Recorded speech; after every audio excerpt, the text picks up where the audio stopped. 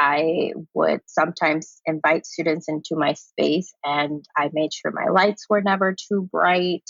I had sensory toys always available on my desk, and I had an option for them to be able to sit not kind of facing me, but kind of diagonal. So there was not that pressure for them to look at me straight in the face.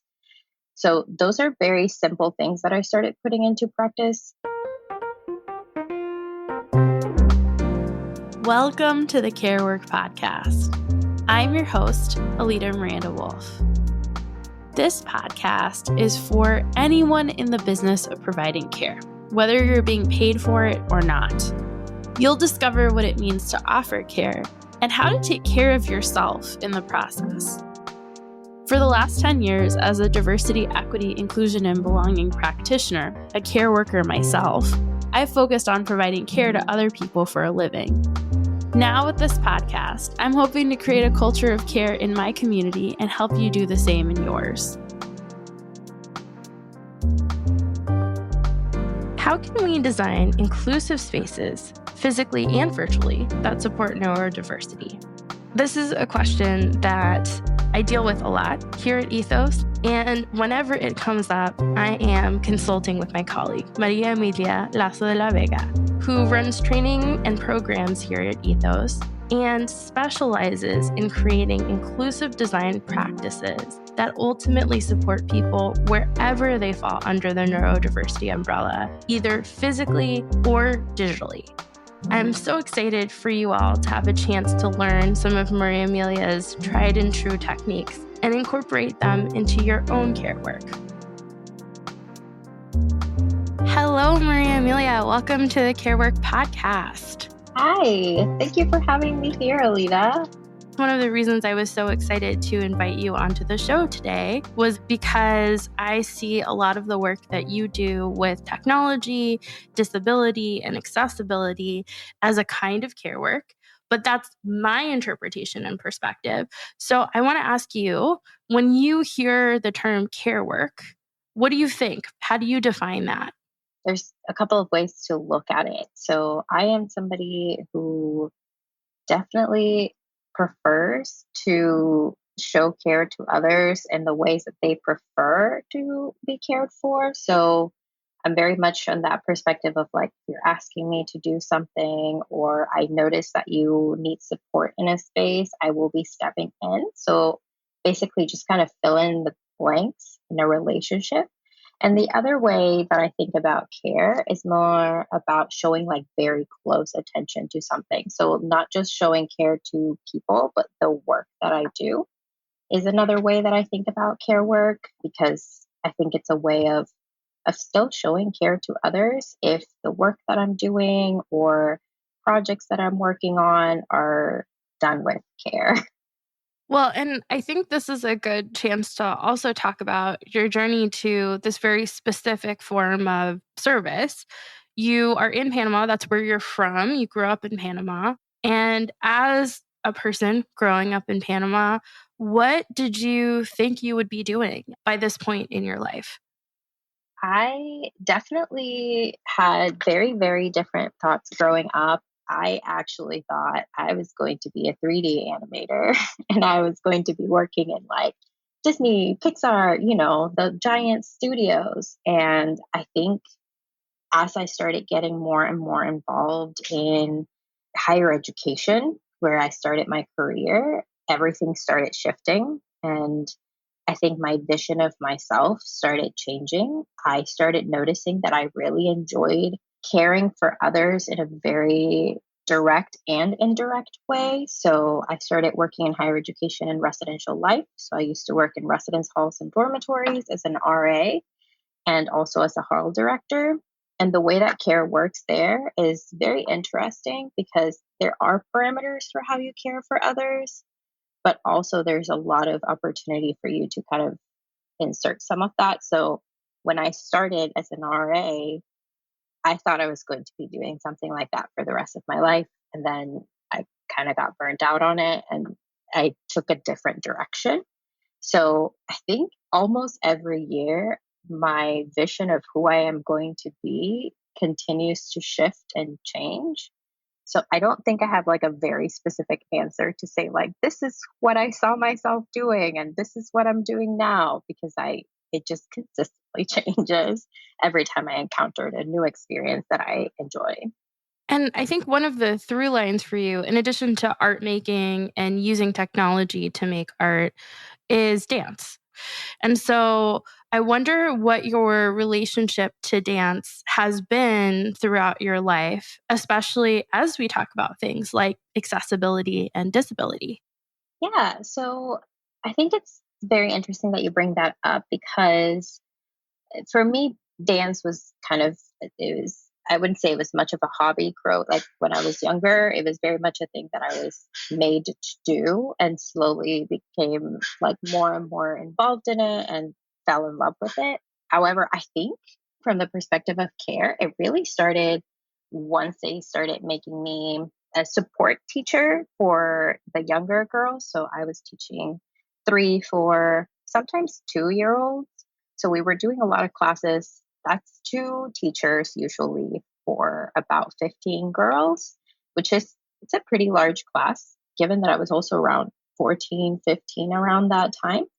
And I learned a lot about caring for younger children at that time. I had parents come to me and say like, "Oh, this is how you talk to the kids. This is how you support them." And I definitely learned a lot about childhood development and movement. Like our 2-year olds would sit down and just play with their props, while we had some 4-year olds that were just very attentive, engaged. So definitely got a lot to see of that development. When I went to college, I also had a minor in dance. And one of my instructors, she actually used to teach to people with dementia. And it was specifically for that. It was about the movement and the therapy and what can you do. So she used to teach people, like it was a seated class. So all the patients that were part of this institution had the opportunity to sit down and still move their bodies and use it for communicating and use it to just release their bodies and be able to continue to do things in a very fun environment. And that's something that I have always wanted to be able to do at some point. I also grew up very religious, and I have attended several classes where there's praise dancing. And I think that's also very therapeutical because you get away from that sense of being just in your head and really like get into that body space and be able to show more of your emotions, of how you're being impacted by it. So I think dance to me is something that can replace meditation. It's something that can replace even mindfulness because I think it truly, truly puts you in a mindful state. And I think it's a great way to take care of yourself, especially if it's something that you already enjoy. And I think you've had to be very creative in terms of the different roles that you've taken on in thinking through how to actually get through to people who might have different needs. I always remember when you were interviewing for Ethos and we were in our first interview together, I asked you about your philosophy on diversity, equity, inclusion, and belonging. And at the time, you were a facilitator in diversity, equity, and inclusion and did not use that as the example. You specifically talked about the work that you did with students in higher education, starting with being an RA, and how that set you on a path to thinking differently about students and their needs. Can you talk a little bit more about that? Absolutely. I spent time as an RA noticing a lot of the differences between maybe the hallway that I was in charge of and the hallways that my other colleagues were in charge of. My first assignment, my first year as an RA, I was actually in charge of a hall that was all upperclassmen and grad students. So I had students that were 30 some year olds, and I was like, hello, I am 20. So it was very interesting to start from that place of kind of learning how different the needs of the people in my area were because most of my colleagues had freshmen. So it was a more homogeneous group. My group was definitely very, very varied. if I can say it that way. I had a lot of international students. Most grad students were international as well. So there was a lot of learning that took place on how can I cater to each one of these people, especially when I'm trying to get them to go to campus events, when I'm trying to get them to go to the resources that they need. Because, there was a student that lived across the hall from me and he was very much into fitness. So anytime there was some sort of fitness event, I knew that it was very easy for me to be like, here's a resource. Let's go here. Let's do this. Let's get engaged. Let's do things.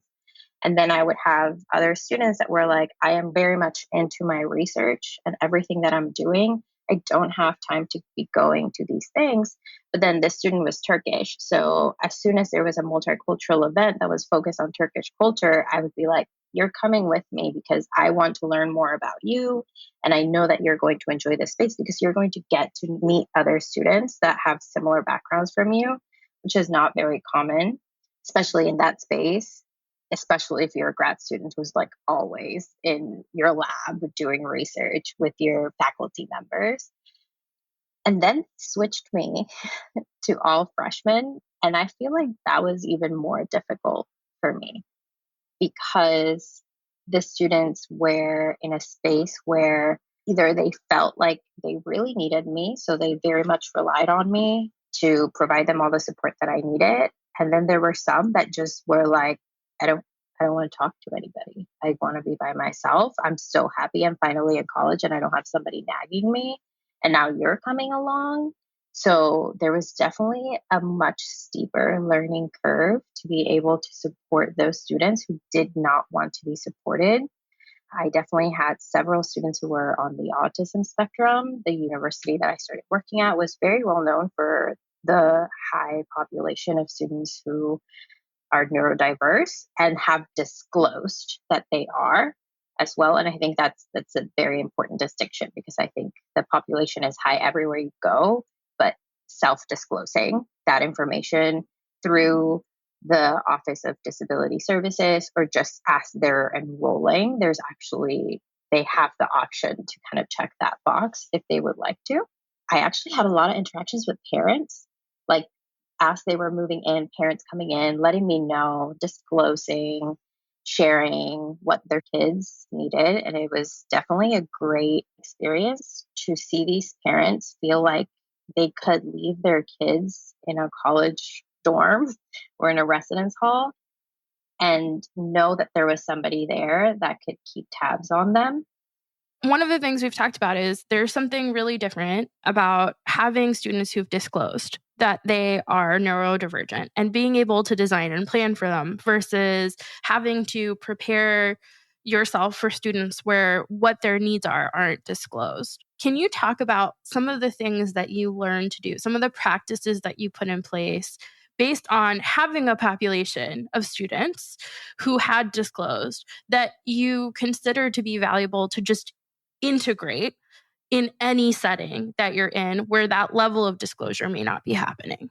My approach is to just assume that everybody needs an accommodation and to look at it from that perspective. So I have slowly started integrating the things that I used to put in place just for neurodiverse students or students with disabilities in general, and just start applying and offering that to basically everything that I do.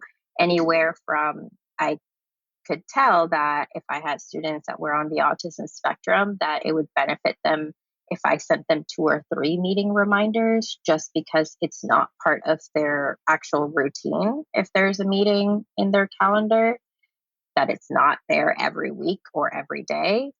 I started doing that for my other students because even though they may or may not be neurodiverse or have another need for support, they're still students and younger. They still are working towards finding themselves or working towards finding their path. So an additional reminder is never an issue. Things like I think I grew up being told a lot that I needed to look people in the eyes when I talk to them. And I know that makes me uncomfortable sometimes. So I never expect a student to look at me. I would sometimes invite students into my space, and I made sure my lights were never too bright. I had sensory toys always available on my desk, and I had an option for them to be able to sit not kind of facing me, but kind of diagonal. So there was not that pressure for them to look at me straight in the face. So those are very simple things that I started putting into practice in my office space. I also made sure I didn't have that many scents in my room because smells can get overwhelming. If it was really loud outside, I made sure I would close my door. I would always ask students if they would prefer doors open or closed. I had my monitor set up in a way where I could turn it around. So if I was talking to them about a resource or something, I had the ability to show them what it looked like, not just tell them. If there was another meeting they needed to go to or another resource they needed support for, I made sure that I asked them to take their phone or their notebook out so they could write it down while they were in the space with me, because we can't rely on just memory for a lot of things. Another thing that we would do is if we ever had to take a student to the counseling or crisis center or the health center and they had been in our office, we would just drive them in a little golf cart so that they wouldn't have to kind of walk by themselves, figure it out. We would go with them. We would offer a student to walk with them if they didn't feel comfortable with a full-time staff member walking with them. There's just a lot of little things that started going into place when I would talk to my RA staff. So the students that I supervised, I would make it very clear that deadlines, as much as I respect them and I really appreciated them, that they're not supposed to be a source of anxiety, especially when you're already a student. So we would work with them to figure out, okay, if this deadline is not working out for you, why? And what do we do about it? And I think that is probably one of the biggest accommodations I just kind of shared with everyone. I would never really get upset if a student didn't show up to a meeting because I know that it could either be because they forgot, or it's actually pretty common for people with depression to forget a lot of things. So providing something like that and say, it's okay if you miss this meeting. Let's find another way. And what can we do to make sure that you're making it to a meeting or a check-in next time? Do I need to knock on your door? Does your RA need to knock on your door? Do you need a phone call, a text message? What would help you? And I think that's the last practice I'm going to say that I started really, really bringing into the spaces that I was working in, was asking the student what they think they needed and providing options for what I think could be helpful, because that way, if they already know a technique that works for them, they can share it with me. But if they don't, they have some sort of option to let me know what they need in that situation. We spent a lot of time talking about in-person interactions, but I think it's worth bringing up that you pursued your master's in part because you were so interested in what it looks like to learn and grow in virtual or remote settings. And so I wonder if we can talk a little bit more about what it looks like to set up an inclusive environment that's fully digital. It is something that should be started from the moment that you decide you are going to be creating that space. I think a lot of the time people really focus on the creation of the space first, what you're going to be doing. Then at the end, you're like, okay, how do we make sure that this is accessible to all? And I think that's the incorrect approach, because you end up having to do double the work most of the time, because you end up having to rework some of the things that you have already done and redesign them. If you start from that perspective of, I know that there are thousands of people who could be finding themselves interacting with this from the get-go, and I know that they're all going to have different needs, it's going to be a lot easier, because then it's embedded into your process and design. So there are principles for inclusive design that just kind of help guide what you do. There are things that you can keep in mind, I think my favorite principle of all time for inclusive design is just tolerance for error. So if you're ever in a space where, and this helps me, even if I don't have a disability and I'm just a facilitator in a session, if I have the ability to pivot and change, if I make a mistake in my tech space, that's the best thing I can do for myself and for my participants and the people that are in the room listening to me. So if an error is very simple, like, do I allow people in the chat in Zoom to delete their chat because they made a typo, or maybe they were trying to send a private message and now they realize they sent it to the world? That is inclusive design. I know that they're going to feel comfortable because now they know that they can retract something that they did. I know that I usually use the example of, like, if you're ever about to submit a form online and you type everything and you respond and you hit submit and then you realize that something was wrong in it and you can't go back and change it, is probably one of the most frustrating experiences that you can have. However, if I hit submit and then the form either catches mistakes for me or it tells me, here's all of the information you typed, review it before you submit it. And if you do make a mistake, here's how to fix it. I am immediately going to feel more at peace and calm because I know that even if I make a mistake, I have the opportunity to fix it in that digital space. Well, and you're talking about the 7 principles of universal design. So I wonder if we're talking about the fact that tolerance for error is one of the 7 principles, but then we have others, right? We have equitable use, we have flexibility in use, we have perceptible information, we have simple and intuitive, we've got low physical effort, and we've got size and space for approach and use. Can you talk about what these are and how they show up? Yeah, absolutely. So the first principle is equitable use. And that just means that whatever is being created can be used by basically anybody. It doesn't mean that you need to have a specific need to be able to take advantage of that. So in a digital space, that can be something like closed captioning. So some people may absolutely need closed captioning because they may be deaf or hard of hearing, or maybe they have an auditory processing disorder. So that is an accommodation I'm putting in place as part of my design. But that doesn't mean I am somebody who really enjoys closed captioning. So people who just like to have it, maybe you're in a very loud space at the time and you can't quite hear what the facilitators are saying. So again, it's equitable. You don't need to have a disability or have some sort of other type of need to actually use it. So it's just equitable across.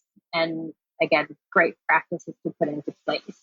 When something is flexible in use is basically you can use the same tool in different ways. So if we're thinking about a live transcript that we're generating for a meeting, some people, again, you can use it if you have an auditory processing disorder or deaf or hard of hearing, so you can follow along in a more kind of text heavy way.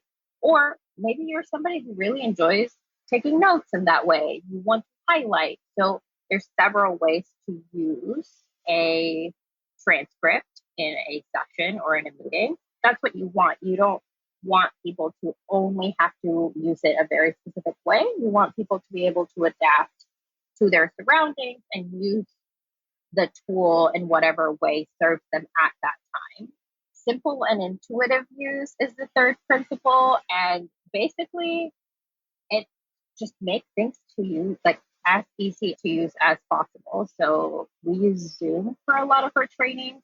The closed captioning button, it's literally a giant CC closed captioning button at the bottom of the screen. It is very easy to find.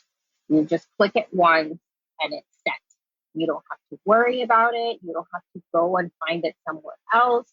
As facilitators, we usually spend the time explaining how to find it and how to go to it. We include images and descriptions. However, it's very intuitive to know that if you want closed captioning, all you have to do is click that button. So make it very easy. The same thing whenever we're generating a spreadsheet for a client. If the spreadsheet is labeled correctly and they know what they're looking for, and we highlight the places where they need to put numbers or where they need to input data, making it as simple and as easy. So there should be zero mental load to completing a task. That's basically what we're going for whenever we're looking about intuitive use. Perceptible information is the fourth principle. That just means that it doesn't matter your ability level, cognitive or physical, it is easy to find the information that you need. So if you think about whenever you're using, let's say, Google Slides, there is a very obvious help button that you can go to if you're looking for something specific, and it can do a couple of things for you. If you're searching for a specific tool, it will find it for you. It'll tell you where it is, and you can just click it and use it, or it'll open a browser. Everybody knows what that button is for. You know how to find it, where to use it, how to use it, when to use it. So that's what you're looking for. You want information to be accessible, and even if it isn't, find a way to make it obvious to the user how to find that information. Tolerance for error, I already talked about. We just want to make sure that even if you make a mistake, you can correct it.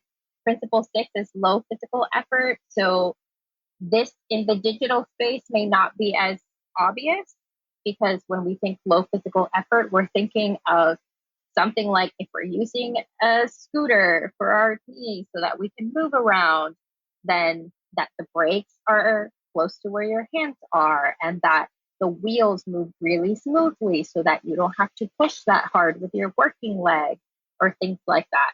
When we're in a digital space, low physical effort means how hard is it for me to find something that I know that I am going to need? So a practice that we put into work at Ethos is we share our deck and worksheet that we're utilizing during sessions in the chat box during the session. And anytime we start an exercise, we'll either drop in the prompts for the exercise or we'll drop another link to the worksheet. We're continuously sharing that information because all they have to do is go to the chat box and click it. They don't have to go back to the email that got sent to them. They don't have to ask for it. It's just there. We're just making it as accessible and reachable as possible. And then last but not least is the size and space for approach and use. And all that means is you want to make sure that whatever you're creating fits into the environment that the person is going to be in. So tools like Zoom can be used from a handheld device. If somebody is in a smaller space, they can be used in a computer. They can have a giant screen, and you still have access to most of the functionality in those tools.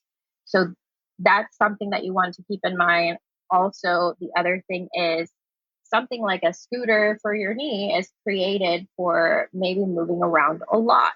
So that's the space it's meant to be used in. So that's something you also want to keep in mind when you're generating something. What's the space? So I know, Alida, I remember we were working on a session and you were like, I'm worried that we're going to have a really large screen in front of like 500 people and this table has too much information. Can we break it up into two? So you are thinking about the space that your information is going to be in, your materials are going to be in, and you're keeping that in mind and you're making adjustments as you go.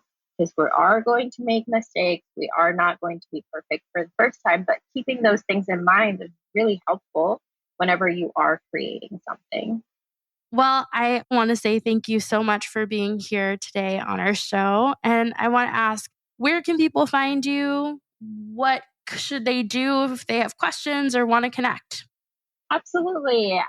My inbox is always open. You can message me at Maria Emilia at ethostalent.com, or you can also find me on LinkedIn. You can find my whole name, María Emilia Lasso de la Vega, or you can do the linkedin.com/ María Emilia LDLB, and you should be able to find me. Well, thank you so much. I appreciate you. Appreciate you too. Thank you so much, Alida. Thank you for listening to Care Work. Please share this podcast with other care workers in your community so that we can collectively create a culture of care. This podcast is a collaboration between Ethos and Alida Miranda Wolf. Your host is me, Alida Miranda Wolf. Theme music, Vibing Introspectively, was written and recorded by Logan Snodgrass. Production assistance was provided by Ivana Savish-Grubasic. Audio editing and podcast post-production were provided by Organized Sound Productions.